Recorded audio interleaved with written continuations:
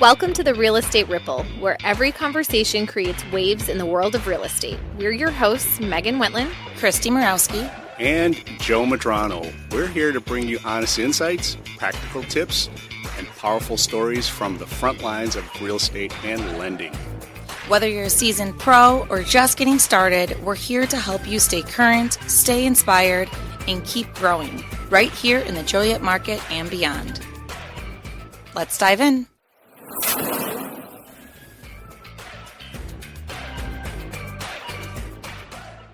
Welcome back to the Real Estate Ripple. I'm Megan. And I'm Christy. Whether you're preparing for a move, staging a home for sale, or just trying to enjoy your space more, home organization is truly a game changer. It really is, and we know how overwhelming it can feel to get started. So today we're excited to talk to experts who know exactly how to make the process easier and more effective. We are really excited that we are joined today by Todd, who is the owner of CAT Organizing and Relocation Solutions, as well as Laura Cunningham, who is the marketing director. They are both professional organizers who help clients declutter, organize, and take control of their homes. Laura and Chris, thanks so much for being here today. Thanks for having us. It's gonna on this rainy day. Real quickly, we had kind of a preliminary conversation, and I think that it's important to share with our listeners about what does CAT stand for. It's really interesting. So when I started this 20 years ago, my husband and me were trying to figure out a company name, and my daughter was 5 at the time. And he says, well, why don't you just use your own name, which is Christine and Todd, and Christine spelled with a K. And then he said, it's also our family name because his name's Arthur and her name's Tegan. So it kind of falls into place. And then it turns out that now Tegan's taking over the company when I, phase out. So it's it's definitely a family environment. So I like that because that's kind of a cute little way. It's memorable, but it's also personal. As a meaning behind it. Yeah. All right, so jumping into organization and, some of our topics for today. Let's start with the big picture. What do you think holds people back the most from getting their home organized in the first place? Well, it's depressing. It's overwhelming and it's daunting. It's everybody's favorite things to do. It's like you look at your pile of paper sitting on your table and you're like, oh my God, that's going to take me a year to do. And in reality, it's probably only going to take you about 10, 15 minutes. Mm-hmm. But the concept of it and, you're thinking about 10 other things you got to do. So it's just starting is the biggest thing. It's like, okay, I'm doing this. And, actually sitting down and tackling it is the biggest overwhelming process, I think, because people are afraid. Yeah. It does feel like a lot, especially if you have a house with kids. Yeah, you have a lot going on. But for someone who is feeling overwhelmed and doesn't know where to start, what's your advice? So it's kind of like the easiest way to do this is, start small and start with a timer. It's like what I usually try to tell people is, set a timer. Everybody's got timers on their phone, so set a timer for 10 minutes. Like a mom gets up early, and she's running around making breakfast, getting kids ready, set a timer for 10 minutes prior to that, see how much you can clean up in 10 minutes. If it's just, let me just clean up this kitchen area, get the dishes going in the dishwasher and get things going 10 minutes. That's all it takes. And it's like, then you walk out of your kitchen and your kitchen's all cleaned up. And then you feel, oh, wow, this is great. I feel like a lot of people feel like they have to do it all. Yep. And it's not. Yeah. It's like if you take 10 minutes of time here and there, which everybody has, it's just everybody's more into, oh, let me just, sit there and swipe on my phone and, do that kind of stuff rather than look at the pile of shoes that's sitting down there, and figuring out what's what. Yeah. At home, we do 15-minute cleanup before bed. Yep. My girlfriend told me that when we had our kids and they were little, and it's something that we've installed. And when we don't do 15-minute cleanup, the next morning feels so overwhelming. And that's, a couple of the things. It's like, okay, so if you do 15-minute cleanups at night or 15 minutes in the morning, but everybody's running in the morning. Yeah. Everybody's trying to get everything that they forgot to throw under their bags and all that kind of stuff. So it's like we're sitting there and we're just like, oh my God, this day is going to be 10 times worse because, I was in such chaos this morning. Whereas if I planned the night before and, as adults now, I'm going to be 58 this year. So if I think back to when I was raised and how my parents did me and everything like that. It was like there was a lot more structure in all of our lives. You know, there was a lot more, okay, we're going to do chores on Saturday morning and we're going to do, you know, grocery shopping on, you know, Monday night. And, you know, so it was like everything was more structured. And now it's kind of like just all kind of out there in the, you know, atmosphere. And we're just all kind of running off the seat of our pants. And it's like if we got back to schedules and, you know, tasks at the end of the day, like this is the way we're going to go to bed. It also, by doing, you know, 15 minutes before you go to bed, what that does is it teaches your kids. So then when they become adults, they're more structured and more organized. And it helps them throughout their life in other areas also. Right. Yeah. You know, because it's like, okay, so where's my homework? Oh, my homework's in my backpack. Where's my lunch? Oh, it's already ready. You know what I mean? Rather than, oh, I'm chaotic and crazy. You know what I mean? And then also if you're just keeping on top of it, then you have more time to dive into the stuff that maybe you don't go through on the daily. Correct. And it's like, okay, so, you know, everybody gets a million papers from their teachers, the kids' teachers. You know, you get this million things of papers. All so the it's papers. It's like everybody has to go through them. So what we did with my daughter when she was growing up was, okay, every week I go through the backpack and I purge the backpack. And it's like, okay, so what do you do with it all is the next big question. Right. You know, and the big thing is you got to think about, okay, did you want all your papers that your parents had when you left home? Or were you like, Mom, that is like really crazy. Why did you keep all that? What's throw away, what's save? Correct. So basically, if you take a manila envelope for every year, okay, and you just put in samples of everything that that child did for the year. So then by the time the child graduates high school, you have 12 envelopes. And then you can stick in a picture with it, you know, so they're class pictures with it. And then this way, if down the line they want it, or they want to keep, or they want to show their kids something, or, you know, they have it. It's like I put report cards in there. I put pictures in there. I put notes from teachers in there. I always put a drawing and a handwriting sample and a math page. And then if they did like a book report or something like that, that was really, you know, important, I put that in there. And then this way they have something from every year. But it's like you're not overwhelmed with all of that. Now, what you can do during the year, you can be like, okay, I'm going to take one like shoebox and I'm going to put it all in a shoebox. And then at the end of the year, we're going to sit down and we're going to purge it and figure out what we want to put in the envelope. I like that. So that it's like, They're helping you pick what they want to keep too. Correct. And then if there's things that they don't want and they're like, oh, Mom, I can't believe you kept that. You know, you guys have a good joke about it, but then you can let it go, you know. We use this company called Archive, and I actually sent all my kids' artwork in, even the 3D stuff, and they printed it into a book for me. Oh, that's because we've moved so many times, so I couldn't carry all this stuff, but I couldn't part with it. So that's what we did, and it was awesome. And it's the same. It's the same really premise. Cool. It's like some people don't want to do a book, or they want to do a scrapbook. Yeah. You know, you can do a scrapbook for every year. You know, it's kind of like what their family, but this way it keeps it condensed. So that it's all, you know, not all over the place and not encroaching over your entire home space. Because we've walked into houses and there's like each child, there's 4 kids in the family and each child's got 4 bins going with their school supplies and they're not even out of high school yet. It's like, okay, what are you going to do when they get done? Yeah. And they're like, oh, well, we just can't part. Okay, why? I mean, it comes back to a bigger issue because it's like, I can't part because I'm afraid of something. It's almost the psychology behind it. Yeah. And it's like, but in reality, when you're 60, 70 years old and you have your kids sitting and you're trying to move now, you're going smaller. And your kid's looking at you like, why'd you keep this? And it just all ends up in the garbage. So why don't we let us have the space we need now rather than. Right. You know, it's funny because people sit there and say that the biggest way to get more space in your house is to clean it out. It is. You know, it's like everybody sits there and thinks, oh, I got to move because my house isn't big enough. My house isn't big enough. They just have too much stuff. Exactly. And you get a bigger house, you're going to fill it up still. Exactly. So it's that's like the truth. Let's go through and purge out what we have. Right. You know what I mean? And find little places that we can update, remodel, you know, transition what we currently have to make it work better for us. Right. More functional. Yeah. Well, and there's price per square foot in your house. Correct. Would you pay that much money for a box to take up space for 20 years? Exactly. You know? That's a great way to look at it. You know, the other concept is everybody says, oh, well, we'll just move it to storage unit. Okay. Yes. Money. Storage units, it's like $100 to $200 down the drain every month. And then if the stuff gets damaged because of it's an outdoor or indoor animals, rodents, you know, that kind of stuff, it's like now you've just thrown away hundreds of thousands of dollars. Yeah. You know, for what? Right. You know, and that's the kind of thing. It's like, why are you going to put something in a box that you're never going to see again? Mm-hmm. You know, because you're never going to go, but you're going to automatically pay that bill. Mm-hmm. Right.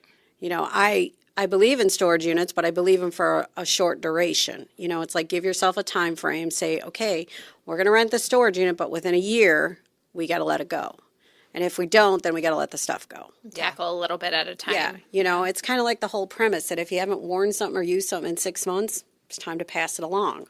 Right. You know, because we all grow out of stuff. We all, you know, whether it's clothes, whether it's electronics, whether it's, you know, you buy a blanket and you get the blanket and you don't like the blanket. So you stick it in the closet and you're like, okay, so now I've got 12 blankets in the closet that I don't like. Well, that's 12 blankets that's taking up how many shelves? Mm-hmm.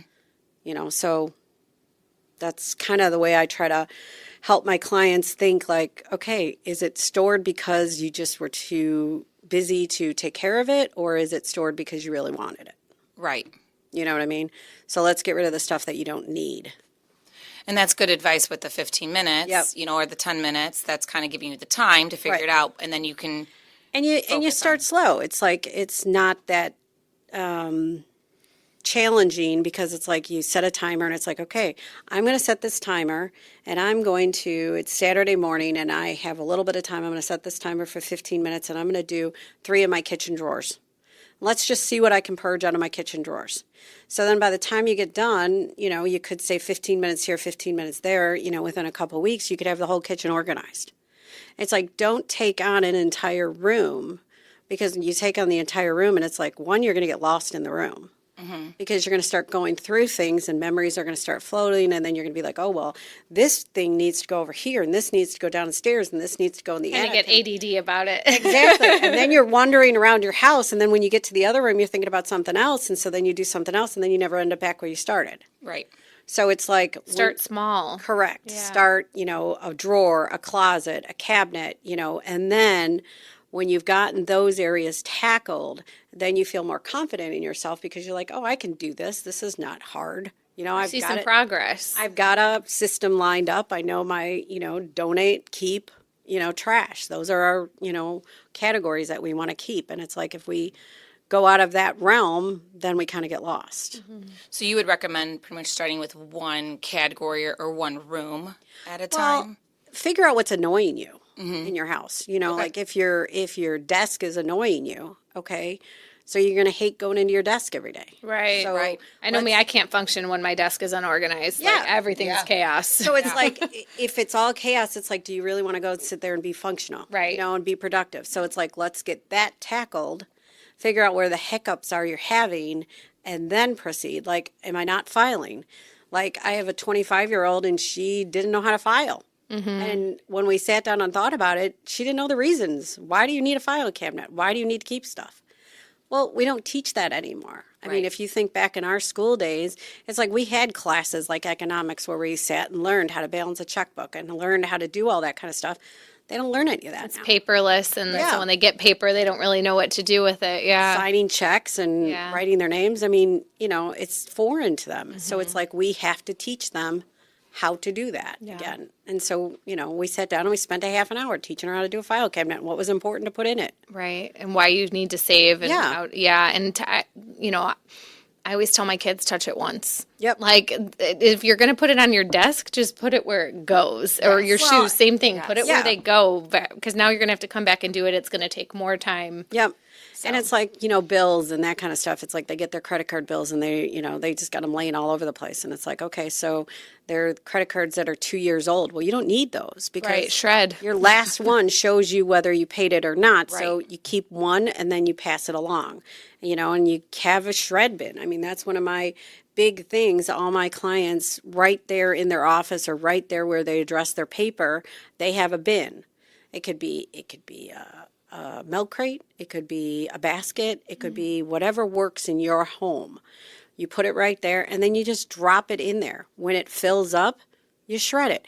A good tip for people with kids is, okay, when the shred bin's full, who's going to shred it? I'm going to pay you $5 if you shred it. Sure. It's a good way to teach the kids also while you're doing this. Mm-hmm. So what are some of the most common clutter zones that you see in homes?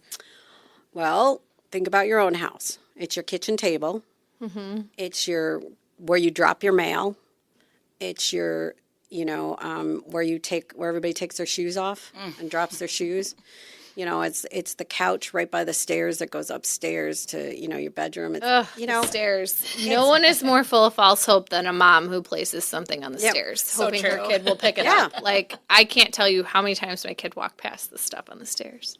Yeah, because it's like, they're just like, they're totally in a different area. So it's like, you've got to teach them that if it's on the stairs, it goes up. Now, set it at the top of the stairs and let whoever stuff it is address it. But if you're going up, take it up, set it at the top. Like, we have a table sitting at the top of our stairs. So if my kids bring something upstairs, they drop it on the table, and then I'll take care of it when I get up there. You know what I mean? You got to bring toilet paper up to the second floor bathroom. It's like, okay, so if you buy a big thing of toilet paper, who's going to carry it up? Whoever goes upstairs. You kind of make rules, schedules in your house to make things flow a lot better. Your kitchen table, it's like, do you eat at your kitchen table anymore? Do you eat at your dining room table? One of the tables is getting dumped with stuff. Yeah, we ended up getting rid of our dining room table because we didn't use it. Yeah. It just turned into the dumping drop zone. Everything zone. And so now we just have our kitchen table and our island. Yeah. And that's where we eat. Yeah. And our dining room has turned into a living space, like a reading area. Exactly. And that's what a lot of people are doing, because it's like, they're not sitting down and having those big meals anymore. So why do you need a dining room table? Right. You want a table and chairs that you can eat at. So as long as you got something else that you can utilize, like the, kitchen table or your, shelf in the kitchen, whatever works for you guys is what you need to adapt for you, because the family dynamic has changed so much. Yeah.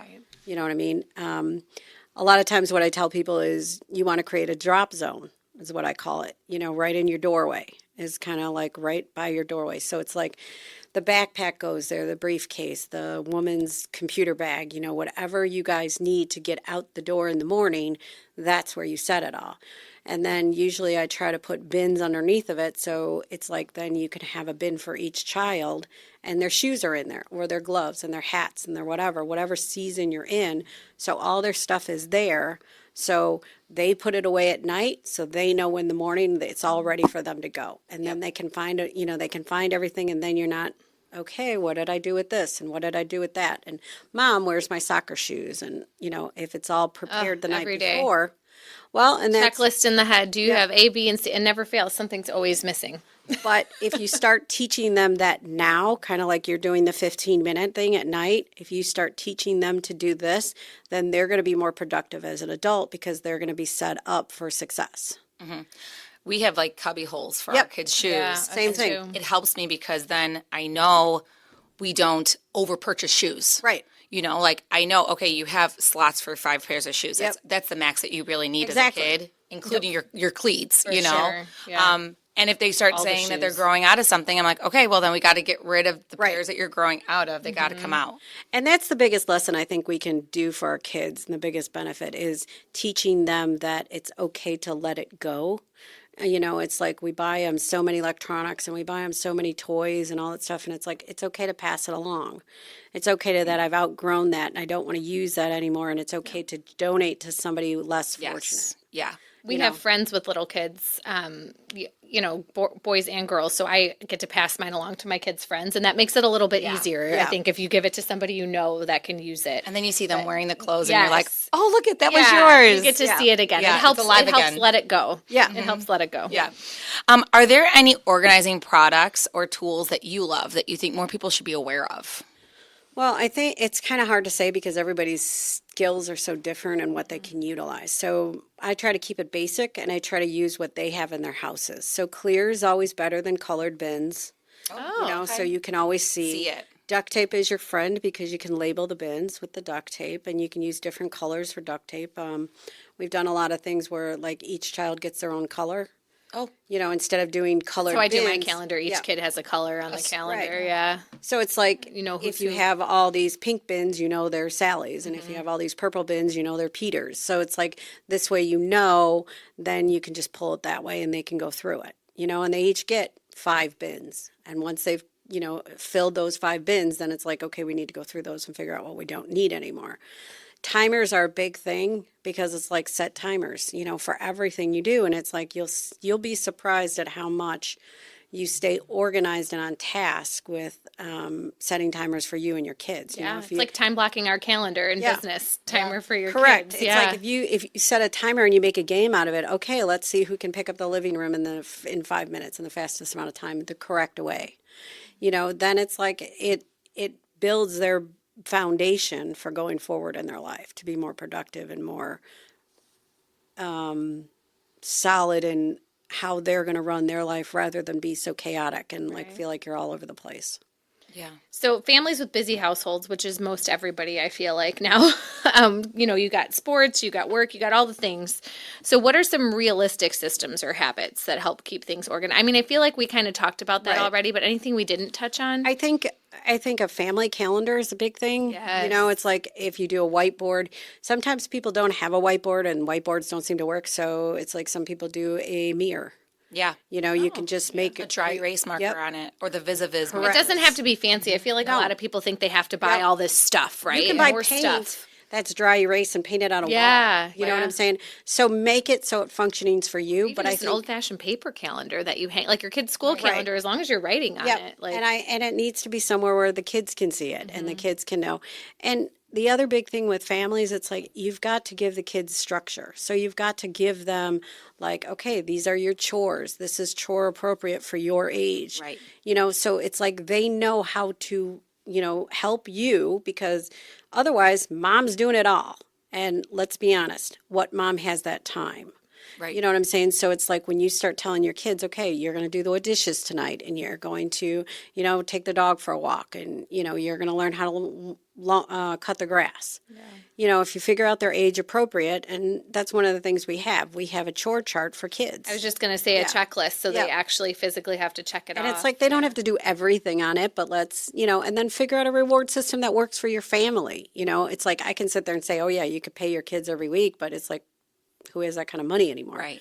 But give them something that they enjoy, something that, you get to pick the dinner tonight or, something simple, or you get to pick the movie we're going to watch. Yeah. Some incentives that don't cost you money but are still exciting. Pick the board game we're going to do. Yeah. Let's get back to, where it's family, embraced rather than everybody scattered all over the house doing their own thing. My friends told me about the Skylight calendar. Have you heard of this? I was going to mention, I'm so Yeah. glad. I have one of those. That's what mentioned the checklist. Too. The And best we thing do ever. the chores on there. And every morning my kids know they come downstairs, they look for their chores, they get to check it off. And then at the end of the day, it's did you do all your chores? And we have the same tally thing. for It's the amazing. week. Yeah. And it talks to your phone and has an app. It's a whole fancy thing, but it is another thing to buy or do. So, but it's definitely so it's like worth if I'd hate to sit there and say that you got to buy all this stuff. No, you could just use a piece of paper though. Exactly. Absolutely. So it's Same like idea. make it that whatever works for your household. Right. And that's my biggest thing. It's like one of the biggest things I strive for in the business is it's like my business is a faith-based business. So it's like I feel that God leads me to the people that I'm supposed to help.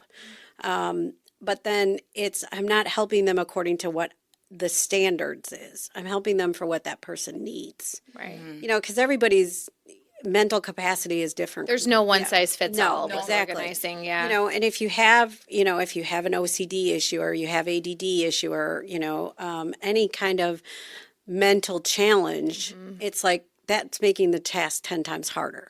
So it's like we need to figure out what's going to work for that person rather than the one size fits all type of thing. Right. Yeah. So I think that we already kind of touched on this. With getting organized is one thing, but staying organized is another. Besides the 15 minutes or the 10-minute cleanup, is there any other advice that you have for maintaining a long-term cleanliness in the house or organization? When you think of starting a new task or you think of starting something new or you're gonna go to the gym and you're gonna work out at the gym. So how do you continue to do that? You continue to do that by a routine, by continuously repeating the same thing. It's kind of like, okay, I'm going to train my kid on how to ride a bike or how to potty train. It's repetitive motion after another. So if you're going to, I lose my keys every day. I can't find my keys any day. So I'm going to place my keys here on this table every single day. Make it a habit. Correct. And the more you instill habits into the family and structure, the better off everything ends up, because then it just starts all being, like you say, a habit or routine, and it's just, you don't think about it anymore. Right. So building in that foundation, that structure is paramount to having success, because it's like I can go in and I can organize everybody's house, but you're gonna go back to the same old habits. Yeah, you're gonna go back to what. You Hey, this is where I used to keep the pots. Now they're over here. Well, I'm putting them back over here. Well, okay, now you're going back down the, we call it backsliding. So it's like you're going backwards. And it's like a lot of times what we do is we go back and we touch up. Okay, what didn't work? What did work? Why didn't it work? What were the hiccups about it? So let's figure out a different way. And you're going to have that like everything else. You've got a great plan. Okay, I'm going to go work out every morning at 5 o'clock in the morning. Well, guess what? How many times have we said that? Exactly. So it's like, make it work. Okay, I can't work out at 5 in the morning, but I can work out at 10 in the morning. So, let's adapt it. Realistic. Setting realistic expectations. It's like, who's on the cover of a TV magazine? Who's on the cover, who's coming in to do a TV show at your house? Theoretically, nobody. You want your house to be livable and functioning for you and your family, not for the world to come in and think, oh, it's pretty. Right. I think small habits. This is reminding me of the book, like The Compound Effect. If anyone's ever read it, or if you haven't, it's a great book. But just little habits compound over time. Yep. So it's not like starting, like you said, you don't start with the whole room. You start with a small part. You're building the foundation, just like everything else in your life. You start out at one level and you build yourself up so that you have a strong foundation. Right. So what are some common mistakes people make when organizing their home? Any common mistakes you see in particular? Well, I think a bigger part of it is, it's like, okay, we're going to clean out the whole garage today, and we're going to throw it all out into the driveway. Okay. And everyone's exhausted by the end of the day. And you're looking at this stuff. You don't even get it done. You're looking at this huge pile. And you're just like sitting there, okay, now what do I do? Have you ever seen the meme where that's like the lady sitting in her closet and she's like, I've officially lost all motivation, and there's just clothes piled up. She's like, too ambitious, right? Too ambitious. It's like when you sit there and think, okay, I can do all this in an hour. Unrealistic expectations. Okay, really? Yeah. All right, let's try 15 minutes and see what we get done first. You know what I mean? And it's not a bad thing to get help. It's really not. I mean, we get help in everything else in our life. Louder for the people in the cheap seats. Yeah, it's like, whether it's your girlfriend coming over and say, hey, I love your kitchen. Can you come help me make mine? And you get a glass of wine and you sit down and you guys are playing with, and if you get one cabinet done, it's one cabinet. Mm-hmm. Right. Do you know what I'm saying? There's success in everything you do as long as you look deeper into it rather than, look Love that. Celebrate the small win. Exactly. Yeah. So being a real estate podcast, many of our listeners are realtors or people who are homeowners or thinking about possibly selling. What are some tips that you have for them when it comes to helping their clients prep their homes for a sale or showing? Because obviously you're going to show your home differently than how you live in the home. I think, like, I just dealt with 2 realtors from Indiana the other day, and it was like they came in and they told these people who are moving, and they're one's walking around with a walker and one's walking around trying to get everything done because she's compensating because the guy can't do anything because he's a walker. So it's like, okay, well, I need you to clean off all the surfaces in your house, get rid of all this clutter, move these 2 giant pieces of furniture before I can come in and do your house. Really? How is he going to do that? Exactly. Right. So I looked at him and I said, don't worry about it. I got you. So we go in, we declutter the personal, we get rid of all the personal, we get rid of all the little knick-knacky stuff, whether we box it up or whether we put it in the closet for the people that are going to be buying the house, buying stuff at an estate sale. We get the surfaces and the pretty areas pretty. We thin out the furniture, but we don't move big cabinets. It's like, people are not going to come in thinking, oh, well, I got to get rid of this cabinet. No, the cabinet's going to go with the people somehow, some way. And we want to make it so the house looks nice, and, they're going to take their pictures, then they're going to post their pictures online, and then we're going to move the people out and nothing's going to be there. Mm-hmm. So theoretically, we want these people to be able to vision the place empty because, they want to be able to put their stuff in. But don't go in and scare the people because that's, going to stop everything dead in its tracks, because that's why they haven't moved forward, because they can't figure out how to do this. Tell them depersonalize. Take things that you don't want and get rid of them. Donate, pass them on, give them to a charity, something like that. But don't plan on, okay, I'm going to take all of this with me, because then you're not going to go anywhere. Right. Start small, figure out, okay, I've got this clutter in my living room. Let's clean up the living room and, make it look like a pretty picture is what we want to do. And, make sure all the family pictures and the personal religious stuff is taken down because you don't want to offend anybody. Also sports teams too.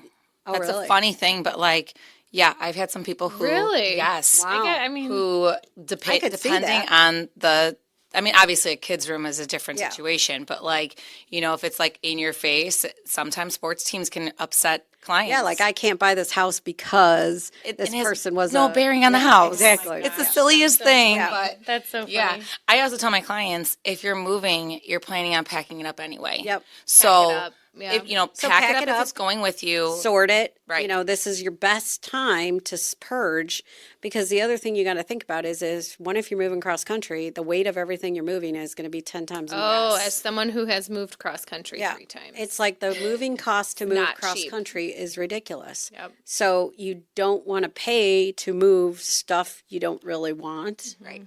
It's kind of like all the kids' papers. You don't want to pay to move all those papers. Papers are, it's all weight. They're heavy. Yeah. Yeah. And books are the biggest thing.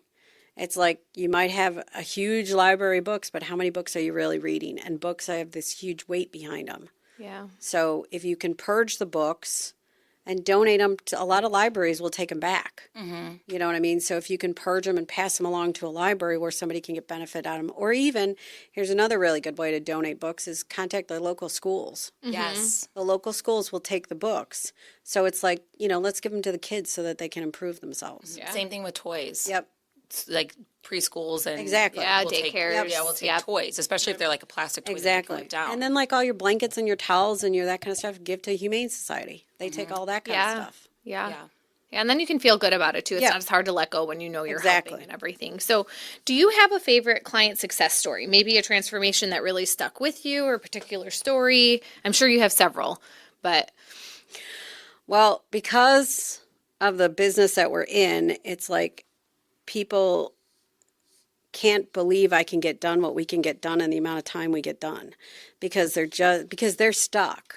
They're overwhelmed in their situation. It's like they've been living in their house for 70 years, and it's like, how are you going to empty my house? And within a week, we can get the house emptied. wow. You know what I'm saying? So it's not necessarily one particular client. I have a couple clients that, my heart is with them always.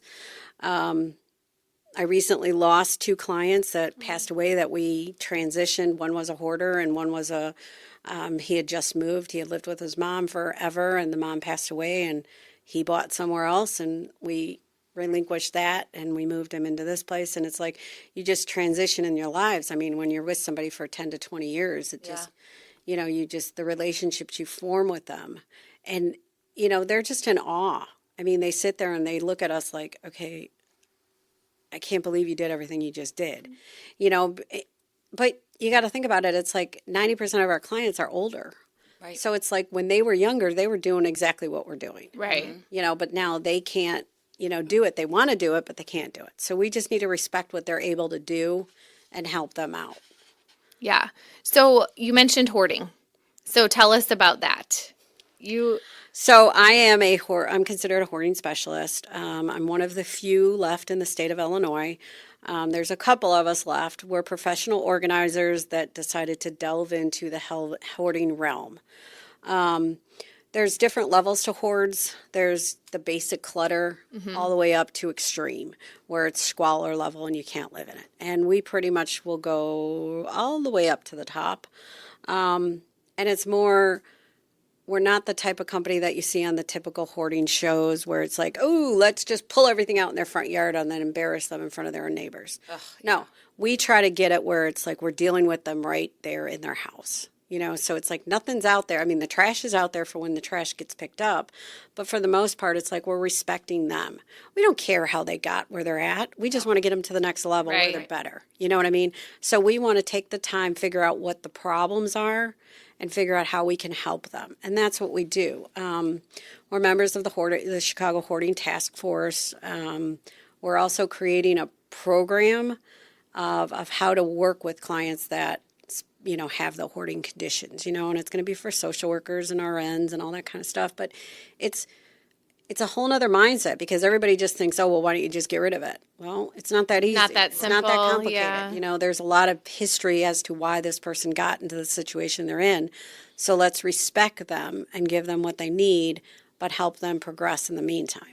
Well, and just for them to ask for help. Correct. Is huge. And sometimes they're not asking for the help. It's And kind 90% of the time, need. we're the first person let in their house. Even their family's not. Like, we've done people that, you know, they've never let anybody in. Right. A lot of times their families don't even know. And then they find out, and that's when someone like you, I feel like, gets brought in. Yep. Yeah. And it's the thing is, it's like, it's great. You can hire me to help their family, but if their family doesn't want the help, then it's not going to work. Right. You know what I mean? And unfortunately, the way our rights are in the United States, it's like you can't force anybody to do it. You can condemn, like the city can condemn it, but that's a long process.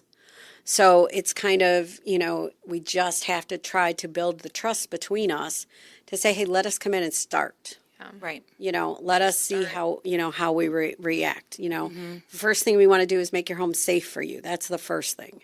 And then let's proceed from there. Yeah. You know, and that's kind of what we try to do. Mm-hmm. Another thing that I know you guys are really involved with is senior moves. Can you talk to us about that? So there's an association, it's called the National Association of Senior Move Managers. And I've been a member of them for going over 20 years, I think, or 15 years. And there's different accreditation levels, and we're one of the first that became A+ accredited, which is like, it's a nationwide organization. So if you're going to move to Pennsylvania and you need somebody to help you unpack in Pennsylvania, we can get you done here, and then we can arrange for somebody to help you there. And then we also have the task that we have such referrals that we know how to get you a realtor. We know how to get you a moving company, and they're certified people to work with the elderly. It's not just, you know, the average, you know, anybody can open up a truck. You know, we want to make sure that they know how to treat the senior citizen because, you know, senior citizens need more respect than anybody gives them. And, you know, we need to make sure that it's not, oh, this house is full of a bunch of crap. No, your house is full with a bunch of your possessions. Mm-hmm. You know, so when we want to respect them, and, you know, that's what we make sure that whatever company we're working with has that mindset too. And that's what a lot of being a member of the NASM Association, it's like, it's a national thing. You can go on the internet and you can look, okay, I need a person like this in my area. There's people up in the north suburbs that do this all the time. There's a bunch of companies up there. I'm one of the few that are down on the south suburbs. So it's kind of like my company has this whole southern region of Illinois and parts of Indiana and parts of, you know, the west part of Illinois, but there's people like me all over. There's thousands of them in the United States right now. So let's find how we can help and not make the task so daunting, because trying to pack up a whole house, I mean, even if you're young and, you know, have just little kids, it's still hard because you're still a working person and you still got to work and do all this other stuff and then pack and, you know, keep things out and don't put things out and that kind of stuff. So, and then juggle all the balls that goes along with it. So it's like when you pass it over to a senior move manager, which is what we are, we handle all that. Right. We have our sessions, we come in, we work with you. You know, if you can't, and you're just saying just pack the whole house, we'll come in and pack the whole house. If you say we only want 2 rooms packed, we pack those 2 rooms. Yeah. Right. You know, and if we need to purge with you, we purge with you. Right. And then the nice thing is you can go to work or the senior can go have breakfast, and then we've moved them that morning, we've unpacked them and set them back up if they're going locally. Mm-hmm. So a lot of times if they go into a senior community, you know, within 24 hours, everything's done for them. Yeah. And they can crawl into their bed by the time we leave because it's made and their bathroom's set up and they could cook a bowl of soup if they wanted to. You know, all that kind of stuff we handle. That's awesome. It's like having a little Mary Poppins. Exactly. Yeah. Exactly. Yeah. You know, it's like, magical. here, snap your fingers and we'll do it all for you. Yeah. Yeah. Yeah. I mean, and as a realtor, you know, if I have a client who is looking for, you know, some assistance and, you know, I were to get them out, you do have other realtors you work with, right? Yeah, we work with, we'll work with anybody, to be honest with you. So it's like you know, you can reach us through our website, which is catorganizing.com. That was my next question. How do we find you? Yeah. How can we give you work? It's katorganizing.com. You know, we have a entry there where you can put in and say, hey, I need assistance. Our phone number is, I don't know if you want me to give that. 708-516-8418. You know, we'll work with anybody. We'll help anybody because, like I said, we just want to make somebody's next adventure in life be better than what the current one is. Yeah. And that's kind of what we're trying to do. So it's like we're trying to touch as many people as we can. You'll help people who are not planning on moving, who are just staying in their house. You'll help people who are moving. And you'll help the people who are completely lost in the hoarding world. Yeah. So we had a home health agency call us about a person who couldn't go home because his house wasn't in a good state. So we went in there and we cleaned up everything. There were 5 beds and 2 rooms. So we got rid of the beds and they were all contaminated and their toilets aren't working and nothing's working. So it started out where he was going to go home. Now it's turning into we're looking for a long-term facility for him. And then we're looking for a realtor to sell the house as is because it needs assistance, or do we do repairs before we sell it? So we've brought in all these other balls. We were brought in by home health to get it so the home health agency can work in it. Right. Now the home health isn't even going to be doing that, but they're going to find him a place to live, and then we're going to take care of getting the house on the market and sold for him and cleaned up. So, you know, we can start out one way and it can convert to something else. We can start out saying, oh, well, this person can't stay in this house. Well, why can't they? You know, if they own it and it's feasible, let's do it. If it's if we need to bring in a ramp, if we need to bring in, you know, grab bars, whatever, we can arrange all that too. We just want to get them to where they have the best outcome. Rather than, you know, they have to fit into this box. Yeah. And I think we're going to put all of your contact information in the show notes too. Yeah, so everybody knows where to find, how to get a hold of you. Because this is, I feel like as a realtor, you know, especially you go on a listing appointment or something and you know your client needs help. I think this is just you're such a great resource. Yes. And, it's like, you know, we solve all your problems. All the realtors' problems when you think about it, because like you can say, okay, well, we're going to list your house, but you need to, you need to clean your house out. And we do minimal staging. We won't, I don't want to claim that I'm a stager by any aspects, but we do get it so it looks pretty darn good for your pictures. And it's like we've had several realtors that say, oh my God, I didn't have to do a thing. You know, because we know what you want. We know, you know, what's going to work. And then it's like when we clean out the house and it's empty, we have a cleaning company that goes in and makes it sparkle. Yeah. You know what I mean? So we touch all the bases to make what you need to get done happen, and then they can move on. Yeah.